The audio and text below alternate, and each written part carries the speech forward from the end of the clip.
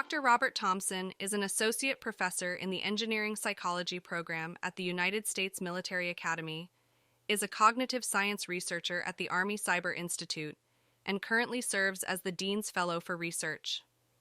Dr. Thomson has over 12 years of postgraduate research experience and over 75 invited and refereed academic publications in the domains of computational modeling, intelligence analysis, cybersecurity, and artificial intelligence. He has been selected for and supported over more than $25 million in reimbursable research from IARPA, DARPA, NIH, the Office of Naval Research, and several Army organizations. Now, here is Robert. Again, Rob Thomson. Nice to meet everyone virtually. I wish could have done something like this in person. The topics are going to be, or at least the titles, definitely a little evocative, get people into the room. I am going to be touching on weaponization of critical thinking specifically, and I'm going to be kind of walking you through a combination of kind of like classic human study research I've done back in the past, a little bit of modeling that I'm working on now, specifically around squishy terms like persuasion, trust. And the term that's not in this title that you're going to be hearing me say a lot is metacognition. Please don't use that as a drinking game. That will be a problem. Overall, I'm going to make a few assumptions to start off, just to kind of let you guys know where my head is at. And then I'm going to spend the first chunk of the talk challenging some assumptions, things I've heard, numerous talks throughout. I just want to kind of come at this from a slightly different lens, and then talk about kind of work on modeling cognitive biases, trust diffusion, and kind of tackle on what this means for things like critical thinking, and the way that how critical thinking has been framed can actually, and has actually been used against us. I have actually, in order to keep things very, we'll call it government PG, the examples I will use in the modeling aspect all come from Othello. So if you're wondering why there's weird names on everything and the topics are a little odd, it's because I made them content neutral. Okay.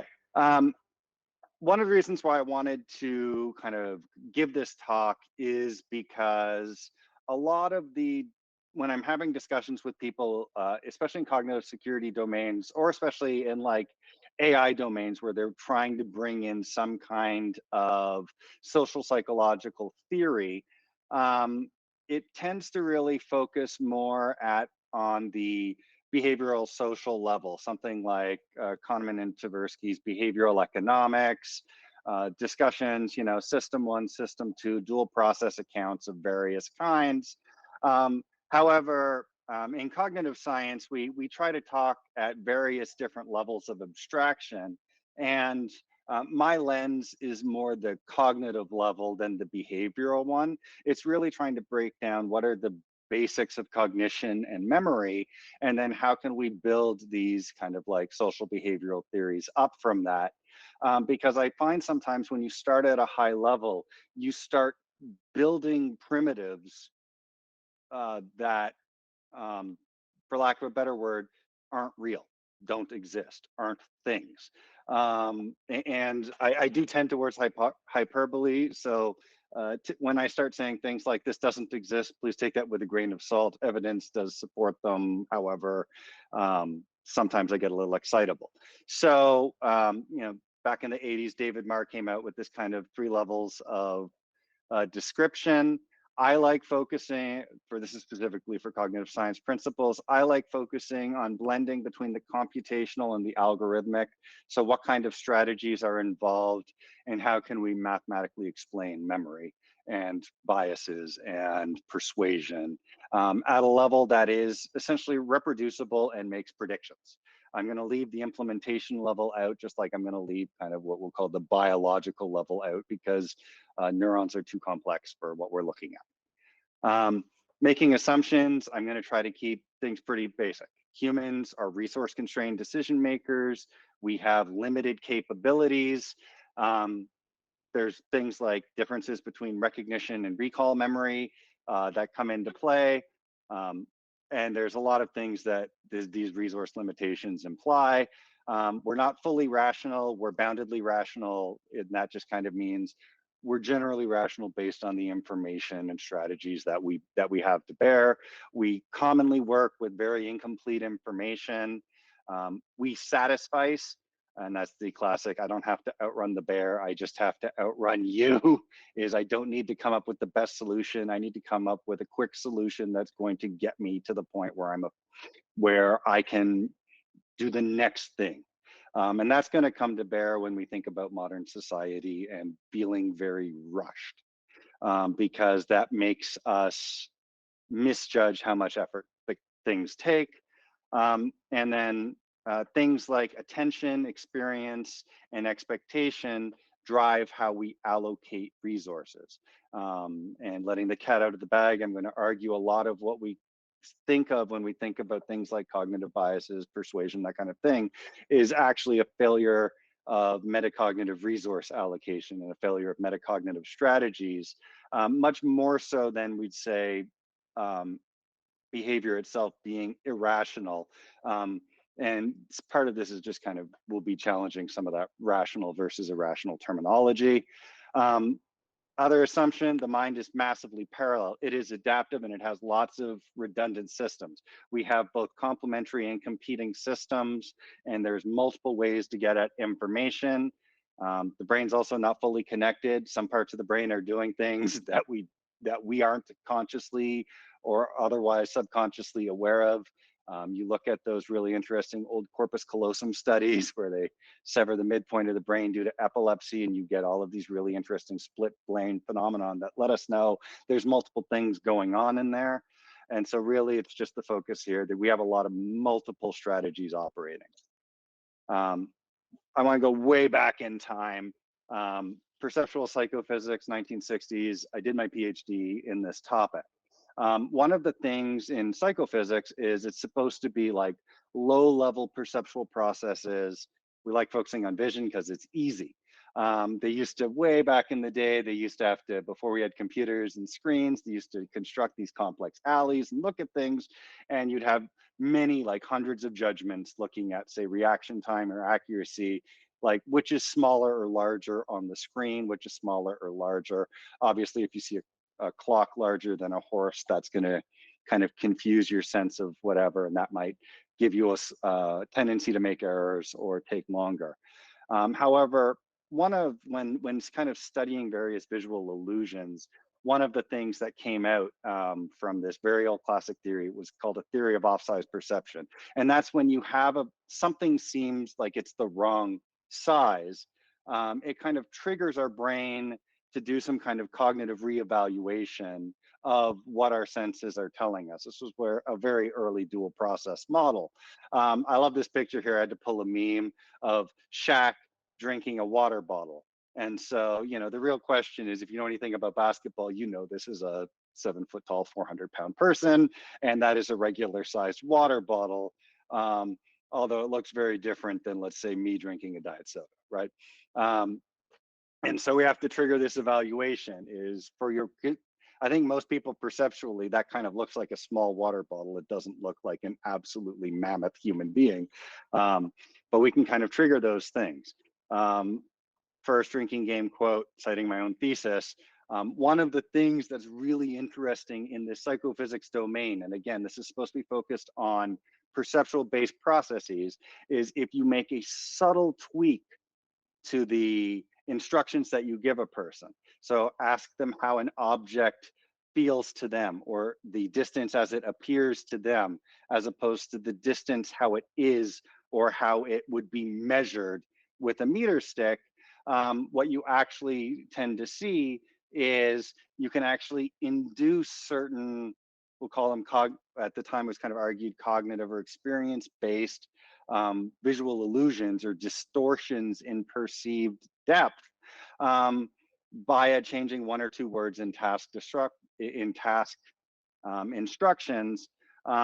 And one of the things that might be odd is people say, why would you have more illusion? Why would you have more of a possible kind of like visual illusion impact when you ask a person to do objective instructions, but it actually using objective instructions in certain tasks in kind of, we'll say, causes this kind of metacognitive reappraisal, as if you're trying, pardon me, as if you're trying to adjust for some difference in depth triggered by the fact that the object seems like it's kind of a weird size, and that triggers this kind of cognitive dual process effect. One of the things that I talk about way back in my dissertation was getting away from this kind of false dichotomy of a dual process model, because it's not one process or the others operating on it. Both processes are operating together, and task instructions are kind of changing what strategies are coming to bear.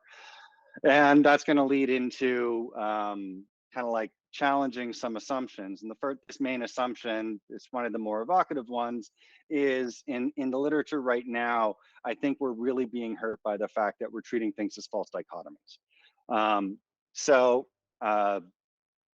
you know, a lot of times we'll hear talks, we'll talk about system one, you know, your intuitive, fast, associative, heuristic based versus system two, which is supposed to be your rational engine, which is supposed to be slower, logical, whatever.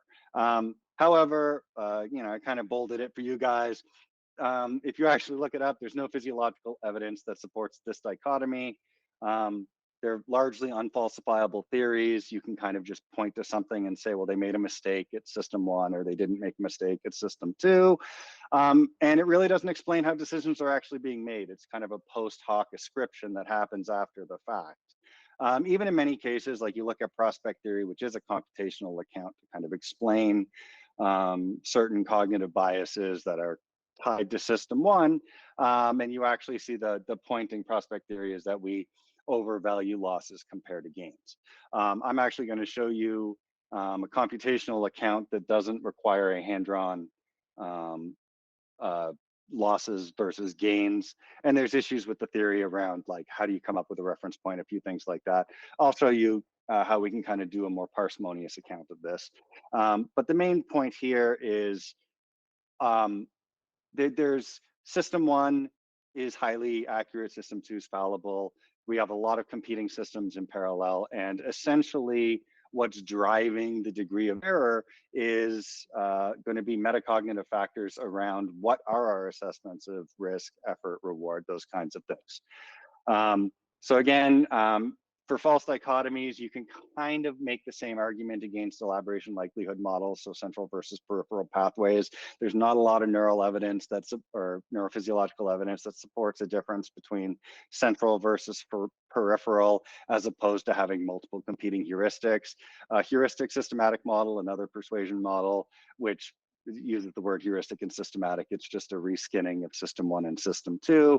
And I will kind of dig most dual process accounts at this one, is that rarely do you see just two processes. It just happens to be the case that it's nice, it's easy to bin, but then if people start treating them as real, we run into problems. And I might poke at that when we start coming at cognitive biases. Again, I do want to give props to another paper that actually made a combined influence model that more or less said, treats it like there's multiple systems, but that both systems are active all the time. And unfortunately, the truth of that is then they stop becoming meaningful. Anyway, in some cases, you could see, I've read numerous papers, dual process accounts capture better data than single process accounts. And it's like, yes, if there's multiple processes at play and you slice the data in any not stupid way, more processes are going to be a better fit.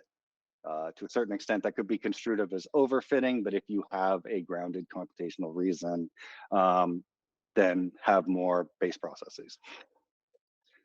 So where do errors come from? Stanovich and West is kind of like the key paper when you talk about this. Errors can come and do not from multiple sources. They do not necessarily imply that you are irrational. You can just have performance errors. You can make computational mistakes.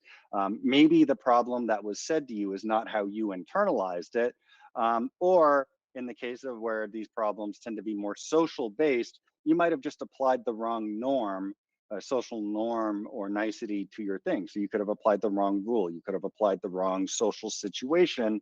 You could have just made an arithmetic error. It doesn't necessarily, the fact that you made a mistake doesn't mean you were engaging in heuristic processes. Anyway, so it was just kind of, the Stanovich and West paper is kind of a good way to go back and look at the system one, system two debate and say, it's not quite as clear cut as people would like, and errors can come from multitudes of sources, and it's important to understand and be able to investigate to be able to model those. All right, so what are heuristics and biases? Geiger or Geismeier. Heuristics is a strategy that ignores part of information with the goal of making decisions quickly, frugally, possibly accurately, than more complex methods. They later in that paper do point out that for their view, there is no strict dichotomy between heuristic and non-heuristic, as strategies ignore more or less information. There's also, when you tie this into information foraging theory and satisfaction of search, heuristics can be involved as when do I stop exploring the space and when do I start exploiting the knowledge that I have? And that is a strategy, and that is a metacognitive heuristic. Biases and behavioral consequences of applying heuristics in this incomplete information. It's not inherently bad. We can't compute everything fully all the time. Heuristics tend to be efficient and often effective. I can't remember the paper. I was trying to look it up, but I was remembering in grad school, there was like a paper that was being touted at the time where people looked at the data, and confirmation bias tended to be pretty good about 80% of the time. And if you look at information foraging literature, once you get about 80 to 85% accurate with your heuristic, you start exploiting it, and you don't try to get to 100% because there is an efficiency trade-off there. However, the fact is many of these heuristics are fairly universal between people, and they're pretty predictable, and that means we can exploit them. Thus, bad things happen. Challenging assumptions 2, cognitive biases. Yet again, doesn't explain how decisions are being made. We've got the nice cognitive bias codex there. Most of these are specific cases of a few general principles. And so there's something like 140 biases that I've read so far. I've only seen 4 or 5 different actual consequences of these biases, whether they're attached to personal data, whether it's risk, whether it's talking about risk, whether it's talking about reward, right? Availability versus confirmation bias versus belief bias. They're all based on the same computational mechanisms. And most of these biases can be explained by 3 factors: recency, frequency, and order of incoming information. And we've modeled these effects before. If you add in some kind of expectancy or estimation of effort as a metacognitive principle, we pretty much have a 90% solution to capture most of this cognitive bias codex from essentially from first principles. So how does memory actually work? Because when I talk to a lot of people, they get very concerned about complexities in modeling human behavior and think it's a really hard thing to do. Well, we have the power law of forgetting, which is Ebbinghaus in the 1880s, and conversely, the power law of learning, which has been studied for the last 150 years reasonably well. You can see power law of forgetting, an exponential curve fits the data 99.8% for recall time out from seconds down to years. Ebbinghaus 1880s. The challenge is just what are the primitives and how can we apply this? What are some ways to model memory? One of the ways that I do is in a computational architecture called ACT-R, or its handy dandy quick version to use called PI-ACT-UP, which only models the memory aspects and is not written, unfortunately, in Lisp, which is the larger cognitive model, which I think would be a limitation to some people. If you've ever had to code in Lisp, my apologies. But yeah, this is Python. Activation in memory can generally be summed as a combination of base level activation, which is based on recency, frequency of use, spreading activation, which is essentially contextual information that can be pulled in from visual sources, working memory, whatever you want, and some kind of partial match score. So if you're making a retrieval to memory, how close is that match? There's also an interesting thing that we can do that's called a blended retrieval. If you're if you're an AI person, it's a fancy linear smoother, but don't tell the cognitive modeling community that, or they will get very angry with you because it's like giving away the secret sauce. But it is essentially a weighted a weighted aggregation of discrete and continuous values. So it's essentially a way to kind of tie in recency frequency, and instead of giving you one of like the most active thing that you've seen in the past, which could be a very quick heuristic, right? Instead, it just gives you the best weighted average. If you've done categorization research, blended retrieval is kind of like generating a prototype. What do I have on the right of the screen? The right of the screen is a pi-act up model of a multi-arm bandit task, which is normally how we test risk aversion if you were going to do some kind of model. And it's simply in a multi-arm bandit task, you have a safe option and you have a risky option. Also, which is why we call it the safe risky task. And so you can run this model, you populate memory, a few instances. This is what safe looks like. This is what risky looks like. And then it's like you set memory, you seed the model with a couple of instances in memory so that it knows what to blend over. And then it simply randomly pulls a safe or risky lever to start. And then it gets feedback. Did I get my reward or did I not? And what do you see in the model? In the case of a safe where you always get one reward versus risky where you can get a 3 reward 1/3 of the time or a 0 reward 2/3 of the time, this actually follows human data reasonably well. You tend to see over the course of rounds, almost about 80% of people will start picking the safe option over the risk. Percent of people will start picking the safe option over the risky option. I've run this model several variations. You need to get your payoff to be about 3 times, the risky option to be about 3 times the expected payoff of the good option before people really start taking the risky option over the safe option on average. That said, it's not every model. There's still about 20%, and some of that just comes down to on the first few times you pulled the risky lever, were you lucky, right? If you're paying the slots machines and the slots pay out twice, I would probably run away at that point, but most people will just start playing the slots more, right? And this is, so you can just kind of guess safe versus risky. For time, I don't necessarily think this is a crowd that needs to look at it. The math that I was talking about, it's not that different than looking at Bayesian odds. But the idea here, the activation comes from, you have some amount of memory based on, as I said, based on base level activation, recency frequency, strength of associations, noise, that kind of thing.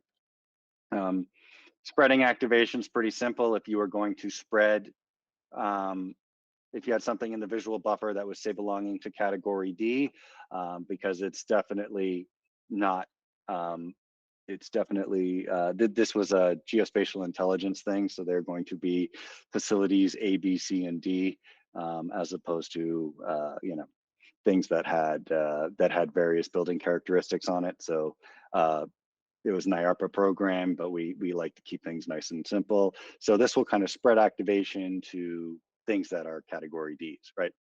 Something that is building 2 will spread activation to other objects that have buildings 2s in them, that kind of thing. So that primes certain kinds of memories based on what's in your current context. Partial matching can be based on, if I'm asking for a given retrieval and I say, listen, I want to see things that are building 4s, it's going to prime 2 chunks that have building 4s in them. Maybe building 5s are somewhat similar. Various different kinds of intel that come in.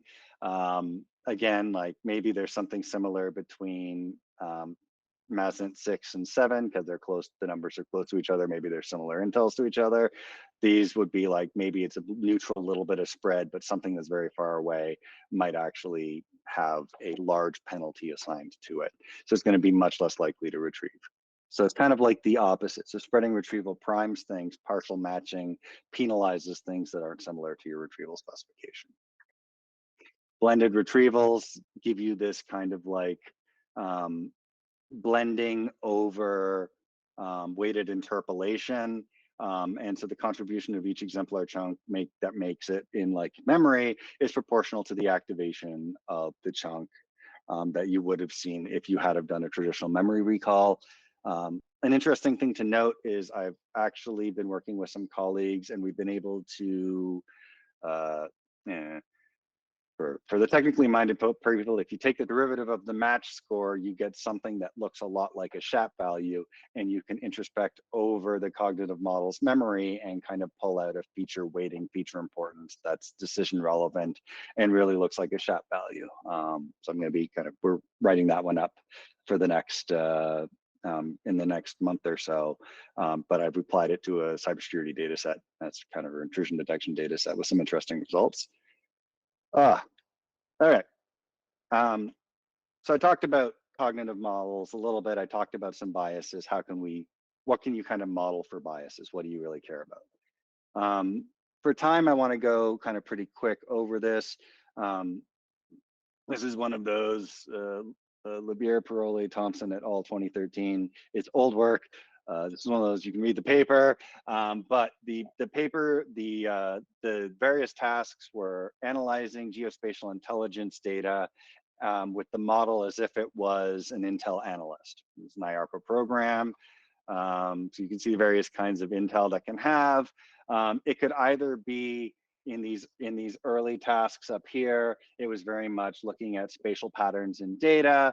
Later, when we had road networks and probabilities, it was, if a SIGAC, this exemplar, SIGAC occurs in a major road, groups A and C are 4 times as likely to be responsible.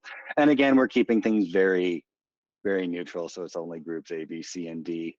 By the time, how do we model this? You just, you can just look at modeling things as a prior, an adjustment factor, and a posterior. Remember, I enjoy the Bayesian things, and you just blend over existing values in memory. So essentially what we did with the cognitive model is we fed in as the ideal response, in this case, what a rational response would be to look at these, and then blended over those. And what you see here is the blue line is the rational, which was encoded in memory, and then we use the blending process. And what you see, depending on whether you use a full linear similarity, in linear similarity, the difference between 1 and 2 is the difference between 21 and 22. In a ratio similarity, the difference between 1 and 2 is the difference between 10 and 20. What you actually see here, I enjoy talking about the linear one, or sorry, the ratio ones a little bit more, is you see the model tends to over adjust for low proportions and under adjust for high proportions, which tends to actually, if I were to kind of flip the axes in a different way, it looks a lot like what you saw with that, what you'll see with certain kind of anchoring biases and what you see with the mismatch weighting in prospect theory, which was kind of interesting. Anyway, so there were different things we had to do. Ones you had to either do things like generating where a group center would be. Other things you had to do was decide where the attack was and decide, could you win the attack, and then allocate troops to the various places you were trying to defend. I know it's kind of high level. Trial by trial fits, individual, was there an attack, was there not? R squared 0.756, if you're thinking about human data, that's really high for predicting data. And we did not get human data ahead of time. These were basic a priori models, doing trial by trial basis for confirmation, anchoring adjustment, probability, matching, base rate, neglect as kind of the 4 models. Did they over adjust? Did they under adjust?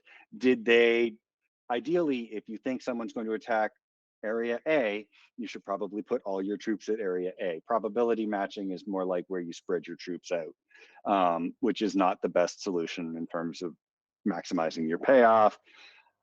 Anyway, very, very high points. Tactics took this, was the phase 2 for this task, which was kind of like a direct versus an adversary. And so you had to decide, is an attack coming based on series of intel and things you knew about the attacker? You had to guess whether it was a high likelihood or not likelihood to attack. And then you had to decide whether you were going to meet them or divert them.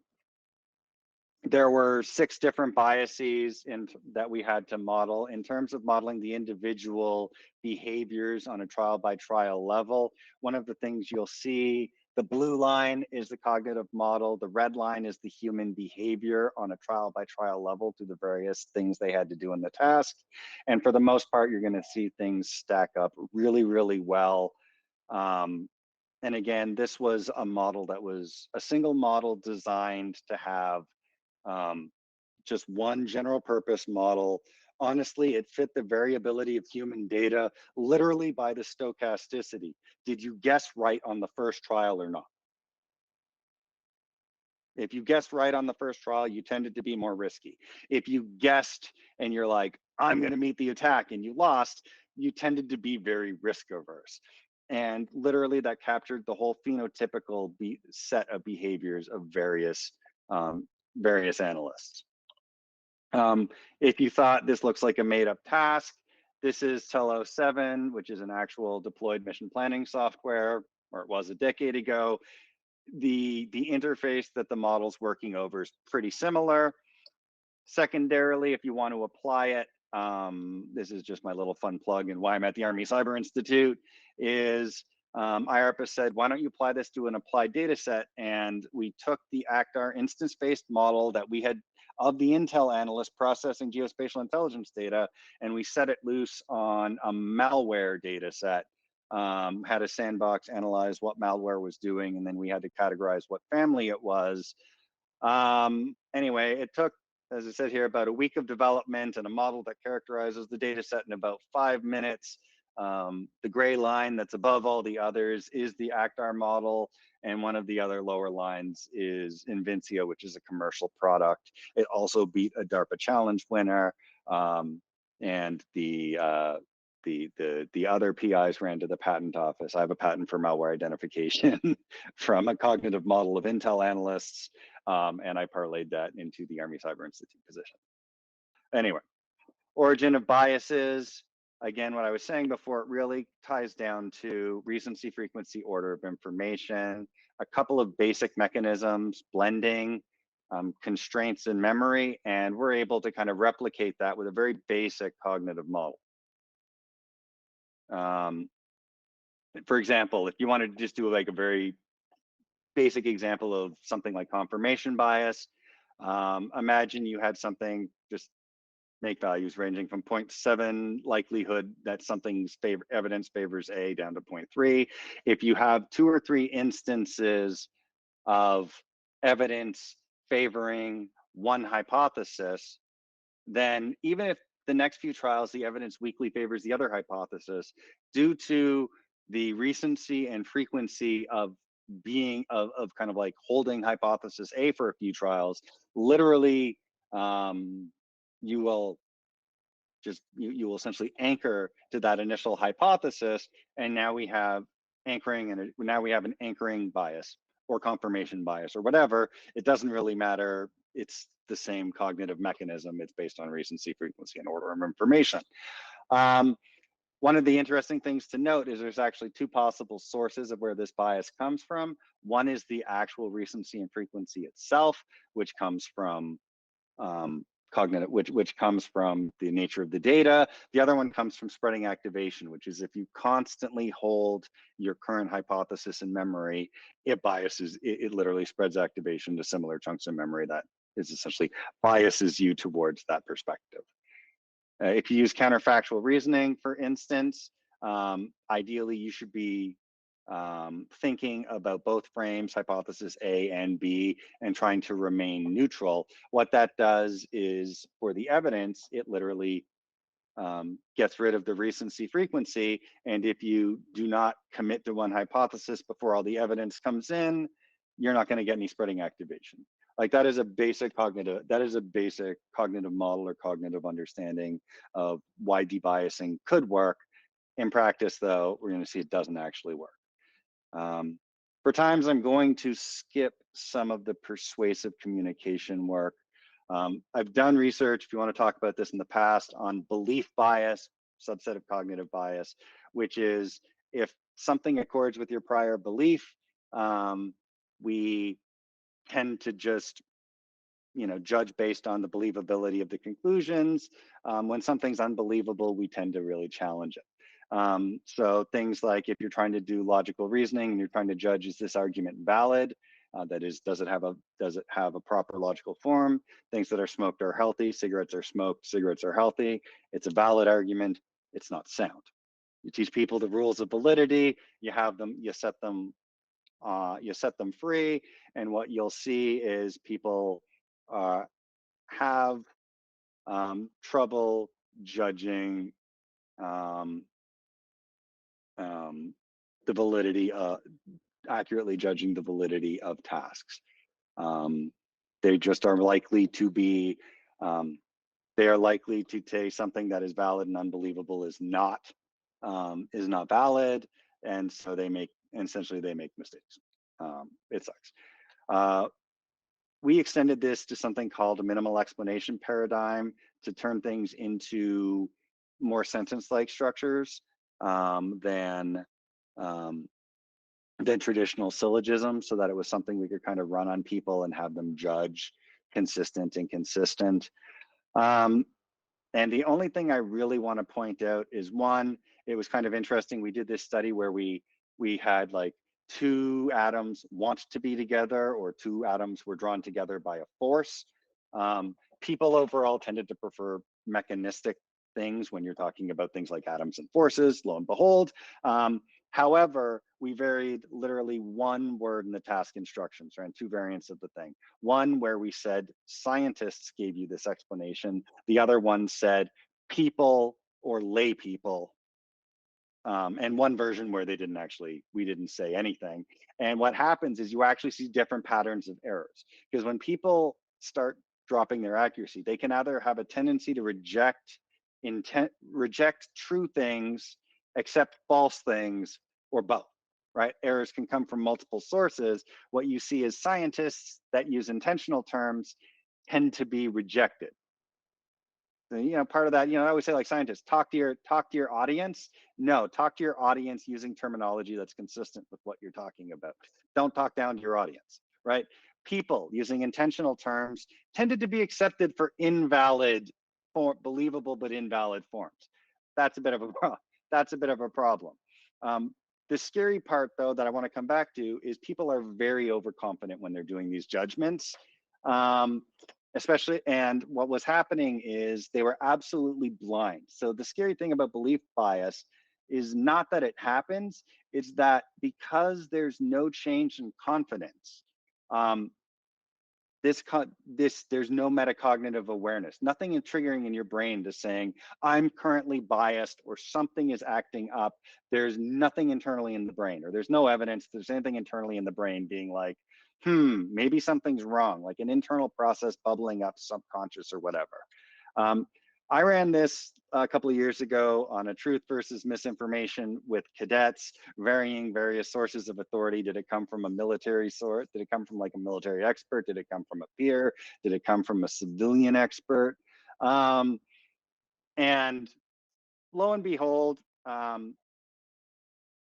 slight tendency to reject arguments about US capabilities from civilian experts compared to military leaders. Generally speaking, I'm okay with that. A little bit of kind of proper source authority, reputational trust there. I'm good with that. Tendency to reject valid arguments from their peers, a little bit problematic. But but again, the scary part, there's a complete failure of metacognitive awareness. Their confidence rates were identical between all conditions, but their performance dropped substantially um, in judging invalid forms. In fact, true invalid forms were not really statistically different than chance at that point. And there was no difference in their actual performance in their confidence judgments. So metacognitively blind to the fact something's going on in their reasoning judgments. Implications, explicitly state source of the argument. So participants can assume Democrats ask about judge control. Confidence values in studies are great because it gives you that metacognitive access. And then using belief bias can be beneficial in tasks. Yay. Okay. I want to actually get to the meat and potatoes of this talk before I run out of time, which is an updated mechanism or an updated algorithm that I designed for the cognitive model, very similar to my postdoc work about a decade ago. Essentially, I was trying to come up with a model that would weight belief change by the amount that you trust. Now, I'm using trust as a squishy word, whether it's reputational trust or whatnot. Essentially, all I'm trying to say is I'm trying to use any latent factor that biases belief updating. So how I do this, I store whether you have trust in a person and a topic. And right now I just store it 0 or 1. 0 means based on homophily. If you said something that doesn't accord with my prior belief, I give it a 0. If it accords with your prior belief, I give it a 1. And I blend between all of those instances in memory. That's a 0 and a 1. And so this is, because I'm just storing the 0 and the 1, this is solely based power law of learning and forgetting work. I also do trust being source and topic specific. So I say if there's no previous topic, you start with the average trust in the source being the person. If there's no prior source, start with the average topic trust. And if your default a model, you can say you just start 50% trusting someone, but you can set that programmatically if you want. Beliefs, I store on a spectrum from 0 to 1. Because I want beliefs to move a little slower, what I actually do is I blend retrieval based on your current belief, and then I update this belief based on an exponential. It's essentially the prior belief and your update factor, take the average of it. It is exponential growth. It's pretty simple. The update factor is the current message strength minus trust times trust, or minus your prior belief times trust. Take the difference. So if it's your trust is 0.8, if your existing trust is 0.8 and your message is 1, right, it's going to be 0.2 times trust. Seems pretty simple. What happens? You go through a thing, a message comes into the model, you assess your current stance to that message. Is it pro versus anti? Is it similar or dissimilar to what you do? You then assess and update your trust. So it's by a homophily, similar trust increments, dissimilar decrements. You update your belief. You can then do whatever kinds of counterfactual reasoning you want to do. For simplicity, I'm just doing like a pro and anti to a position in a topic. It's scaled between 0 and 1. It can honestly be between any number of positions. It's just easy to do pro and anti. Scaling between 0 and 1 is just nice because we talk about it in probabilities. It doesn't have to be. As I said, trust is users topic specific. The cognitive models also have this thing, but due to that mismatch penalty that I talked about before, I can actually let other users and topics that you have in your memory, it does bleed into your current judgment a little bit. And you can weight that. Again, human data sets. Some things right now are parameterized in a way that I would lock down with human data. So let's talk about what models actually do. So imagine you had a person give you, say, 100 things that you believed in from scratch. Person walked up to you and just starts saying everything you believe in really well. And let's say you've just on arbitrary topic X, and you've started your 60% in favor of topic X to begin with, and they just keep saying things you like. What happens? You start trusting them more. And because they're saying arguments that support your beliefs, it starts going up. Now, let's say after 100 messages, that person changes their mind. What's going to happen? Well, maybe because you've trusted them before, that recency and frequency, you still have trust in them, but you can see this exponential drop off in pre-existing trust. So you start weighting what they're saying to you less and less and less. And because it's nonlinear, what happens is even though you've had 100 messages pro and 100 messages anti of insert position here, you actually start off, you're very close to point, you started at say 0.6 in favor of a topic, you're now kind of like 80% in favor of that topic. You're actually trending towards the dynamics of polarization. On the other hand, if a person walked up to you and said 100 things that you didn't agree with, it probably wouldn't make a very big change in your beliefs and your trust. Like, you could see how this kind of somewhat graceful. No, it drops like a stone. You have no prior reason to trust them. It drops off right away, and it is slower to grow because of that recency and frequency. So now, again, this is actually 200 messages pro after 100 negative, and you're not as high as you were in the other situation.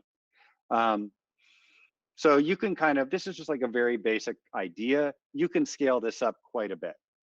So again, why would we care about a very simple model like this? Well, one of the things this model kind of shows, and the dynamics of memory shows, is you have to agree with someone sometime, or essentially, due to the nature of how trust weights belief, or any latent factor weights belief, you're just going to tune someone out if they always say something you don't like.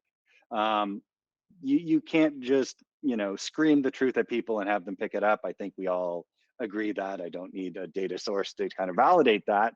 But the amount of agreement matters. So in the case, this is that 60-40 model where essentially a person says, agrees with you 20% of the time. And so and they're trying to flip your position to their stance. What happens is every time you say something that they agree with, you gain a little bit of trust that lets you wait the next thing or two they say. And as that happens, you're able to kind of flip them over the course of about 50 trials.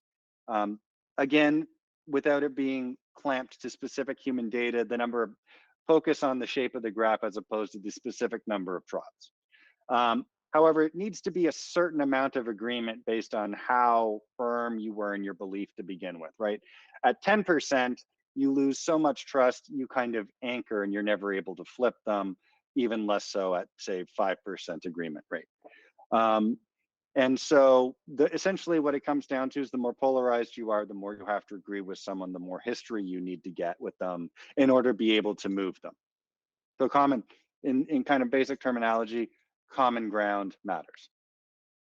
Other thing that's important that you might not think about, order really matters. Because of the dynamics of memory, there's this tight context window that needs to happen to maximize influence. So this can be really operationalized to create an optimal schedule for influence change. So if you were to do 20% agreement rate, you could do this where on a very specific pattern, every fifth message you agree with them, or you do you do two messages in a row, wait for 8, or you could do 4 messages in a row and wait for 16. And the answer is masked messaging there doesn't work. Systematic spaced messaging. And I have a colleague that studies the spacing effect as a cognitive effect. And I pointed this to him and said, this is a temporal explanation for the spacing effect that requires no architectural change to the model. And these are all everything I'm talking about is the same base model, and I'm changing the nature of the stimuli coming in. I'm changing the messages. Just like in the original IARPA project model, it was the same model, but the biases were expressed due to the nature of the task. So order matters. Experience matters as well. So on the left side here, this is this default model that I've been showing with a 20% agreement rate, but a person that has kind of like, we'll say, zero 0.6 strength. And again, the strengths are somewhat arbitrary, but we're just saying they are slightly in agreement. However, if you start that person off and say maybe they're 70%, they're more likely to be closer to polarized. Instead of flipping in 50 trials, that person may flip in 20,000 trials. A little bit of polarization because of the dynamics of memory and the fact that there is a certain settling over time that happens means you're going to need a higher agreement rate, which will be on the next slide. Also, what I did over the slide on the right here is the same model and dynamics as this my default model, only in this person, the 0.6, 0.4 position that they have, I reinforced that a bunch of times so that that was a firmly held belief as opposed to something they'd only recently heard. And now we're talking, instead of 50 trials, we're talking almost 1,250 to actually get them to flip. Again, experience really matters there. The longer a person's been polarized, the harder it's going to be to pull them out. I don't think I'm saying anything that surprises anyone. It just happens to be the case that these are the dynamics that come out of the nature of the stimuli being entered into the model. Asymptotic performance, just to highlight, trust belief tends to go to statistical amounts given enough time. Also, these examples kind of look a little boring. It's also because I've turned all stochastic noise elements off to get deterministic output.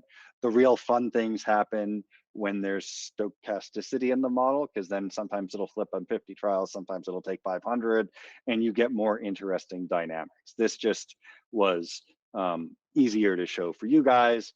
One thing I want to point out is let's try a conformity task. You remember that standard, like the kids where they like 4 kids say, it's the longer lines, the smaller line. It's like classic psychology study. So, I got my default model here on the left-hand side again. Now, sorry, the model's name is Othello. If anybody hadn't got the Desdemona, Iago, and Emilia trust comments, I made everything Shakespeare characters.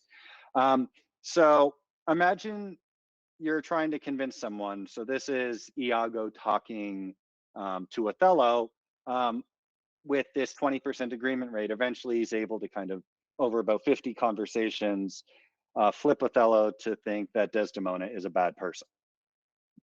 Yeah, don't. He's talking smack about someone else's wife. In the middle model, there's a confederate. Emilia, the maidservant, is saying nice things about Desdemona. And what that has, and he still has a positive somewhat opinion of his wife, that actually buffers against the influence. And what you see on the one on the right is I then threw like a whole lot of confederates, Rodrigo, Cassio, and 4 random henchmen in there, and you still can't get the model to flip. For the one confederate that is helping you, essentially requires a dozen competing voices to be able to get the person to still flip. And that's really bad things. Again, in classical times, it would not be a problem to have 1 or 2 confederates around. Social media echo chambers have the nasty habit of having hundreds of people and no dissenting points of view. So you can't even get this. But essentially, again, it's the exact same model, slight differences in data. This time I'm throwing multiple people communicating. So it's a little bit more of a small agent-based platform, and it's capturing the same effects you see in the conformity literature. Onto kind of like the weaponization thing, because I knew I was going to run full length. Just to get to the thing, we normally think counterfactual reasoning is a debiasing technique. Unfortunately, tying back to the metacognitive things in the model you've just seen, to learn how to be critical, you can actually manipulate this. So if you're told to reason about an argument on its own merits, you want to counterfactually reason. Let's say, so we've got this one example. Iago criticizes, you start 50-50. Iago criticizes Desdemona to Othello. Over time, he starts thinking Desdemona's bad because he's not critically thinking. Now, in the case where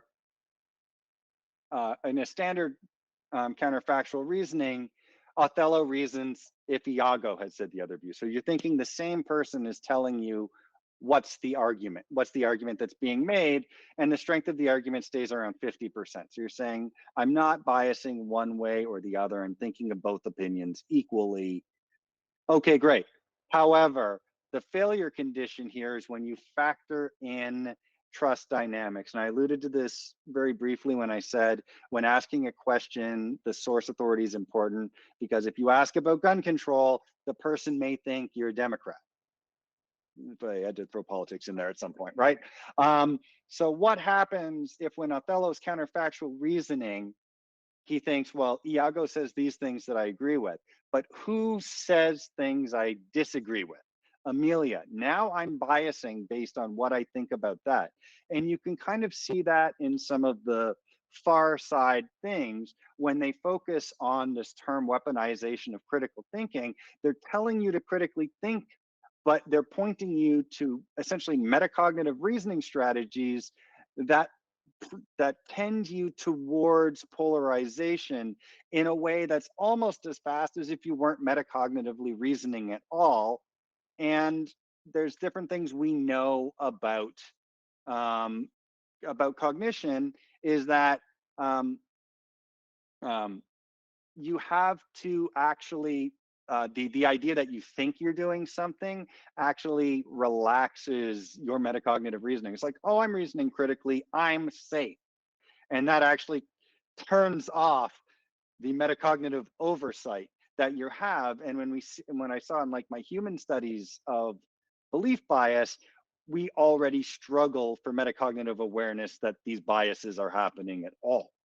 Um, anyway, so one of the issues, you see this both in either like critical reasoning, people who are very critical, also people who are really smart falling prey to um, most likely to be hypnotized, it's another talk, is people who actually critically reason properly are more likely to fall prey to different biases because that inherent skepticism, they actually tend to underweight things.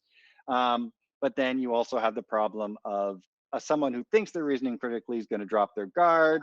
And so bad things keep happening. Implications of the metacognitive perspective. Human mind really wasn't designed to process online information without heuristics, right? Like it's just, there's so much of it. Availability confuses metacognitive ability to process effort and risk.